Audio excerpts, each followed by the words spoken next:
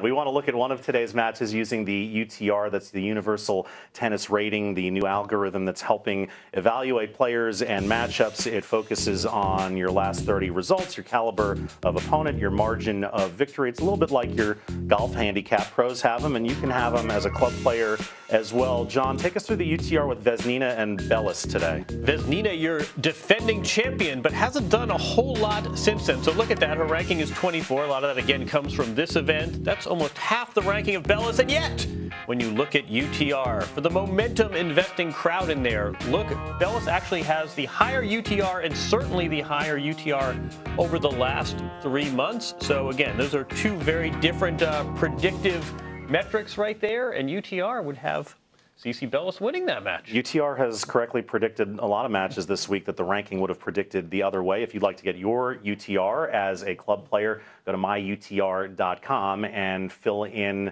the blanks in the application. We've got 10 Americans playing singles on the various show courts today. We want to take a look at some of those matches, starting with a really interesting nightcap tonight. Victoria Azarenka taking on SLOANE Stevens, the U.S. Open champion. How did Vika look, in your opinion, in match one the other night? First match back in 8 months. I thought she looked really solid. And the thing to remember is Vika's not coming back from an injury in those 8 months. It was just a custody battle.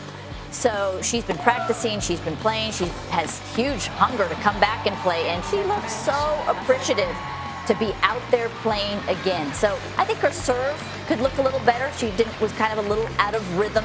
And you're always going to be rusty when you're out for 8 months, but I think she'll get better with each match that she plays. She also looked very trim. I mean, her physique looked different from the player that had won multiple majors. She and SLOANE Stevens have played each other 3 times. All 3 of those have gone to Vika, and all 3 of those have been at the Australian Open. I'm surprised to see that. So this will be a 4th meeting, but the first meeting outside of Melbourne. And that includes the semifinal in 2013 that included that infamous medical timeout from Vika when she admitted that she was panicking, and it wasn't really a legit medical timeout. Another match, Madison Keys today against Danielle Collins. That's top of the hour on Stadium 3. James, Maddie was a little sick in the Middle East, but by and large, she had a good offseason because it was a fully healthy offseason. That's got to bode well for this year. Yeah, and with her being healthy, I see her just shooting back up to the top. Her run at the U.S. Open in the finals was impressive, but I don't want to put too much pressure on her, but I feel like that's expected. The amount of talent she has, when she's healthy, I feel like she strikes the ball as well as anyone, moves great, has a huge serve, and just big enough weapons to really dictate play on her terms. All right, so we look forward to that at the top of the hour. You'll see it live on Tennis Channel. We'll peek over at the Dominic team match as well, which is on Stadium 1. We'll take a break here. Guess who's in the house? It's BMS. Game Set Matic is getting dolled up. She's coming back to TC Live, and she's coming back, more importantly, to the court. Back with Bethany in a moment.